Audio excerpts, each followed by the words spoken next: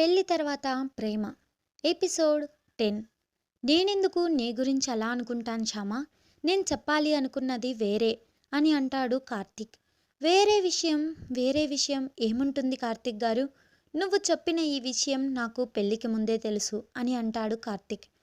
కార్తీక్ చెప్పిన మాటకే షాక్ అయిన శ్యామ, ఏంటి ఈ విషయం మీకు పెళ్లికి ముందే తెలుసా? పెళ్లికి ముందే తెలిస్తే మీరు నన్నే ఎందుకు పెళ్లి చేసుకున్నారు? మరి ఇన్ని రోజుల నుండి ఆ విషయం నాకెందుకు చెప్పలేదు అని తడబడుతూ అడుగుతుంది శ్యామ.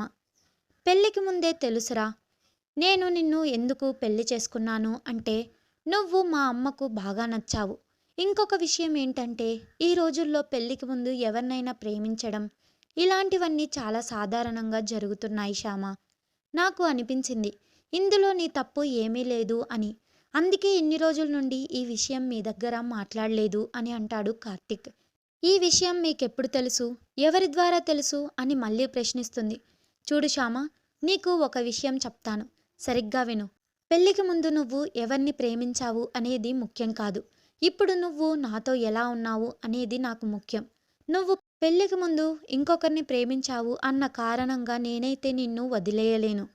కానీ నువ్వు నాతో కలిసి ఉండలేను అని నువ్వు అనుకుంటే మాత్రం మనం డివోర్స్ తీసుకోవచ్చు శ్యామ. ఇంకొక విషయం ఏంటి అంటే డివోర్స్ అయిపోయిన తర్వాత కూడా మనిద్దరం ఫ్రెండ్స్గా ఉండొచ్చు అని అంటాడు కార్తీక్. మీరు నన్ను ఇంత బాగా అర్థం చేసుకున్నందుకు చాలా థ్యాంక్స్ కార్తీక్ గారు. కానీ నేను డివోర్స్ గురించి అయితే ఆలోచించుకోవాలి.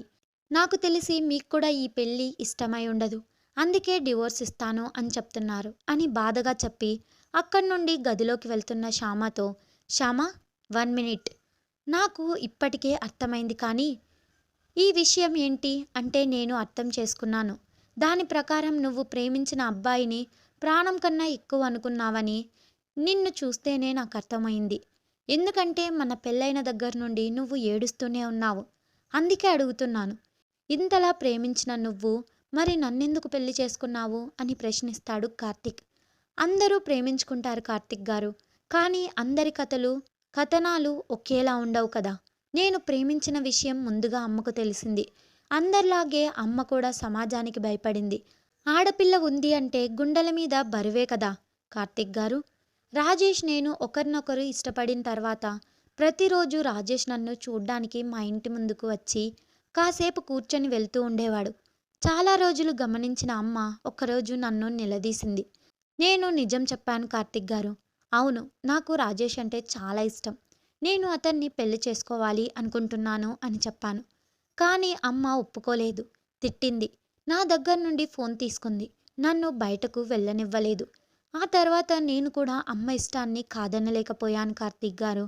అలా అని నా ఇష్టాన్ని చెప్పుకోలేక అలా ఏడుస్తూ ఉండిపోయాను. భోజనం మానేశాను, ఎవరితోనైనా మాట్లాడడం మానేశాను. ఇదంతా చూసి తట్టుకోలేకపోయిన అమ్మ నాన్నగారికి ఈ విషయం చెప్పింది. ఒక్కదాన్నే ఆడపిల్లని, అందుకే నాన్నగారు ఏ రోజు నా ఇష్టాన్ని కాదనలేదు. అందుకే చదువుకోవడానికి వేరే ఊరికి కూడా పంపించి మరీ చదివించారు. అంత ఇష్టం నాన్నగారికి నేనంటే. నా ఇష్టాన్ని కాదనలేక, సరే అమ్మాయి ఇష్టపడుతుంది కదా, నేను వెళ్ళి రాజేష్ వాళ్ళ ఇంట్లో మాట్లాడతాను అని చెప్పారు. కానీ అమ్మ మాత్రం భయపడుతూ, ఏవండి మీకు తెలుసు కదా రాజేష్ వాళ్ళ అమ్మ కాంతమ్మ నోరు గురించి. ఆవిడ నోరు అంటే ఊరు మొత్తానికి భయమే. ఇంకా చెప్పాలి అంటే ఆవిడ వరుసకు మీకు అక్క అవుతున్నా సరే చాలా కాలం నుండి మన 2 కుటుంబాల మధ్య మాటలు లేవు. ఈరోజు మీరు దీనికోసం అని కాంతమ్మను అడుగుతారా అని అంటుంది లక్ష్మమ్మ. అడిగితే తప్పేముంది, మన అమ్మాయి ఇష్టపడుతుంది కదా, ఒకసారి అడిగి చూద్దాం లక్ష్మి. వాళ్ళ అబ్బాయికి పెళ్లి చేయాలి అనుకున్నట్టుగా ఊర్లో చెప్పుకుంటున్నారు. అదేదో రాజేష్కి ఇచ్చి పెళ్లి చేస్తే మన అమ్మాయి మన కళ్ళ ముందే ఉంటుంది కదా అనే ఒక చిన్న స్వార్థంతో ఆలోచిస్తున్నాను లక్ష్మి. ఇంకొక్కసారి ఆలోచించండి. నాకైతే ఆ కాంతమ్మను తలుచుకుంటేనే భయమేస్తుంది అని చెప్పి లోపలికి వెళ్ళిపోతుంది లక్ష్మమ్మ. మరుసటి రోజు ఉదయమే రాజేష్ వాళ్ళ ఇంటికి వెళ్ళారు నాన్నగారు. నాన్నగారిని చూడగానే కాంతమ్మ, ఏరా తమ్ముడు బాగున్నావా? చాలా కాలం అయిపోయింది మా గురించి తెలుసుకోవడానికి వచ్చి మా ఇంటి గడప తొక్కి. ఏంటో ఎప్పుడూ లేనిది ఇలా మా ఇంటి వైపు మళ్ళింది గాలి అని వెటకారంగా అంటుంది కాంతమ్మ. కాంతమ్మ పక్కనే ఉన్న వేరొక ఆమె, అదేంటి వదినా, రాక రాక ఇన్నాళ్లకు మీ తమ్ముడు మీ ఇంటికి వస్తే అంత వెటకారంగా మాట్లాడుతున్నావు? కనీసం కావలసిన మంచినీళ్ళు అయినా ఇవ్వు అని అంటుంది ఆమె. మంచినీళ్ళా? ఏరా తమ్ముడు, మంచినీళ్ళేమైనా తాగుతావా అని అంటుంది కాంతమ్మ.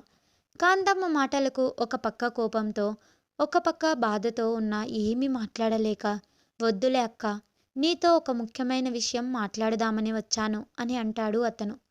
ముఖ్యమైన విషయమా? నీకు నాకు అంత ముఖ్యమైన విషయాలేమున్నాయిరా? ఏ రోజు మనకు సంబంధాలు తెగిపోయాయిగా అని అంటుంది కోపంగా. అదే అక్క, మన రాజేష్ మా అమ్మాయి ప్రేమించుకున్నాము అని చెప్తున్నారు. దాని గురించి నీతో మాట్లాడదామని వచ్చాను అని అంటాడు తడబడుతూ. Story is continue. Wait for the next episode. Subscribe to our channel. Thanks for watching.